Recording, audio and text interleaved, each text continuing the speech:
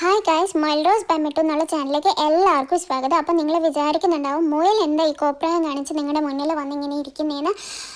Guys, ഇത് മുയലിൻ്റെ പുതിയ ലുക്കാണ്. മുയൽ ഇന്ന് ബ്യൂട്ടി പാർലറിൽ പോയി കുറച്ചൊന്ന് സുന്ദരിയായിട്ടുണ്ട്. ഗൈസ്, നിങ്ങൾക്ക് എല്ലാവർക്കും ഇഷ്ടപ്പെട്ടോ? നിങ്ങൾക്ക് ഇഷ്ടപ്പെട്ടെങ്കിൽ നിങ്ങൾ പറയണം എന്തുകൊണ്ട് ഇഷ്ടപ്പെട്ടു എന്ന്. ഇഷ്ടപ്പെട്ടില്ലെങ്കിൽ അതിനുള്ള റീസൺസ് നിങ്ങൾ പറയുക ഗൈസ്. അപ്പം മുയൽ എന്താ ഇങ്ങനെ വന്നതെന്ന് വെച്ചാൽ മുയലിന് ഒരുപാട് നന്ദിയുണ്ട്. കാരണം മുയലിൻ്റെ ചാനലിൽ 1000 സബ്സ്ക്രൈബേഴ്സ് ആയിട്ടുണ്ട്. അതുകൊണ്ടാണ് മുയൽ ഈ ലുക്കുമായിട്ട് ഇങ്ങനെ വന്നിരിക്കുന്നത്. അപ്പം മുയൽ സുന്ദരിയല്ലേ ഗൈസ്?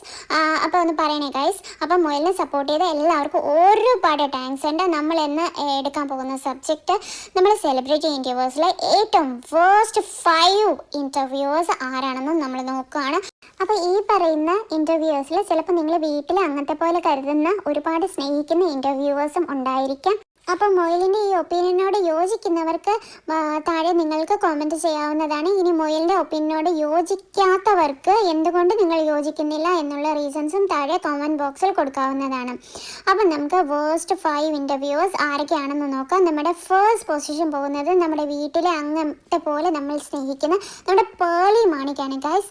ഓക്കെ ഗൈസ്, നമ്മൾ ഭയങ്കരമായിട്ട് വിഭജിച്ചു പോകുന്നു.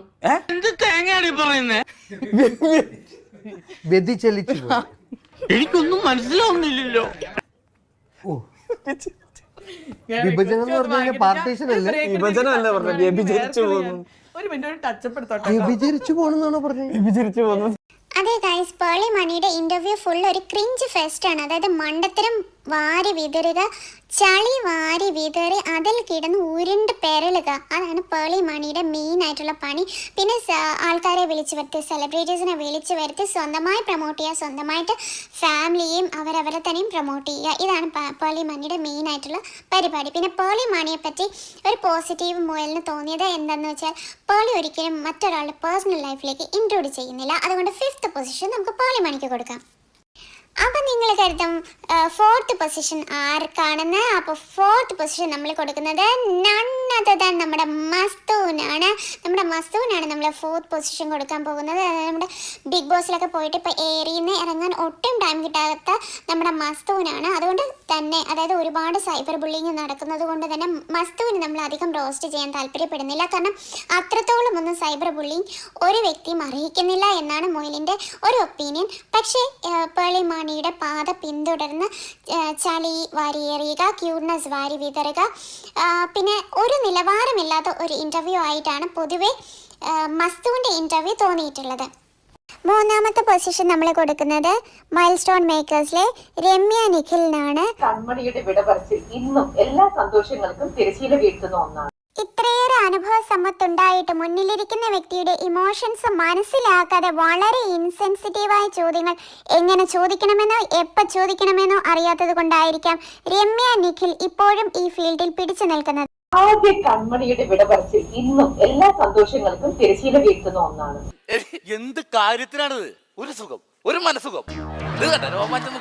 ഇത് മാത്രമല്ല, ഒരാൾ ഡിവോഴ്സ് ആയാൽ അയാളെ വിളിച്ചിരുത്തി എന്താണ് ഡിവോഴ്സിൻ്റെ കാരണം, എന്താണ് ബ്രേക്കപ്പിൻ്റെ കാരണം, ഒരാൾ ട്രോമയിലൂടെ കടന്നുപോയി കഴിഞ്ഞാൽ എന്താണ് അതിൻ്റെ കാരണം എന്നുള്ള ചോദ്യങ്ങൾ ചോദിച്ച് അവരെ കൂടുതൽ വിഷമിപ്പിക്കുന്നതാണ് ഈ ആങ്കറിൻ്റെ പരിപാടി. നമ്മൾ 2nd പൊസിഷൻ കൊടുക്കാൻ പോകുന്നത് അത് മറ്റാർക്കുമല്ല, മഞ്ഞപ്പത്രത്തിൻ്റെ മോഡേൺ വേർഷനായ വീണ മുകുന്ദൻ. ഒരു വ്യക്തിയെ വിളിച്ച് വരുത്തി അതിനുശേഷം അയാളുടെ ഹ്യൂമൻ വാല്യൂസിനോ അയാളുടെ ഇമോഷൻസിനോ അയാളുടെ അച്ചീവ്മെൻറ്റ്സിനോ അയാളുടെ ടാലൻസിനോ അയാളുടെ മുന്നോട്ടുള്ള പ്രോജക്ട്സിനോ അതൊന്നും ചോദിക്കാതെ, അതിനെപ്പറ്റി ഒന്നും ചോദിക്കാതെ അയാളുടെ പേഴ്സണൽ ലൈഫിലേക്ക് ഇൻട്രൂഡ് ചെയ്ത് പ്രൈവസി വയലേഷൻ നടത്തുന്നതിൽ ഏറ്റവും മുന്നിൽ നിൽക്കുന്ന വ്യക്തിയാണ് വീണ മുകുന്ദൻ. ആനിവേഴ്സറി എപ്പോഴാ, എത്ര പെറ്റു, എന്തൊക്കെയാ ചോദിക്കണത്? ഓപ്പോസിറ്റ് ഇരിക്കുന്ന ആള് ഫ്രണ്ട് ആണെങ്കിൽ പോലും അതൊന്നും മൈൻഡ് ചെയ്യാതെ, ആ റിലേഷൻഷിപ്പിൻ്റെ വാല്യൂ നോക്കാതെ അതിൽ നിന്ന് പോലും അഡ്വാൻറ്റേജ് എടുത്ത് റീച്ചും കാശും മാത്രം നോക്കുന്ന വ്യക്തിയാണ് ഈ വീണ മുകുന്ദൻ. പ്രൈവസിയെ പറ്റിയോ പ്രൈവസി വയലേഷനെ പറ്റിയോ ഒന്നും അറിയാത്ത കുഞ്ഞുവാവയൊന്നുമല്ല വീണ മുകുന്ദൻ. ഇവരുടെ ഫാമിലി ഹിസ്റ്ററി എനിക്കറിയണം. എനിക്ക് ഇഷ്ടമുള്ള കാര്യമാണത്. പറയൂ സർ. മുന്നിലിരിക്കുന്ന ആളുടെ ഇമോഷൻസിനെ വാല്യൂ ചെയ്യാതെ അയാളെ എത്രത്തോളം മുറിവേറ്റിരിക്കുന്നു എന്ന് പോലും ആലോചിക്കാതെ അയാളുടെ മുറിവിലേക്ക് കുറച്ച് ഉപ്പും മുളകും മല്ലിയും കുരുമുളകും ഒക്കെ ഇട്ട് കൂടുതൽ നീറ്റലുണ്ടാക്കുന്നതാണ് ഈ വീണ മുകുന്ദന്റെ ഹോബി. വീണ മുന്നേ ഇട്ടിരുന്ന ഒരു Q&Aയിൽ വീണയോട് ആരോ ഹസ്ബൻഡിനെ പറ്റി ചോദിക്കുമ്പോൾ ഹസ്ബൻഡിന് പ്രൈവസി ഉണ്ടെന്ന് എന്നും മറ്റും പറയുന്നുണ്ട്. അതായത് അമ്മായിക്ക് അടുപ്പിലുമാകാം.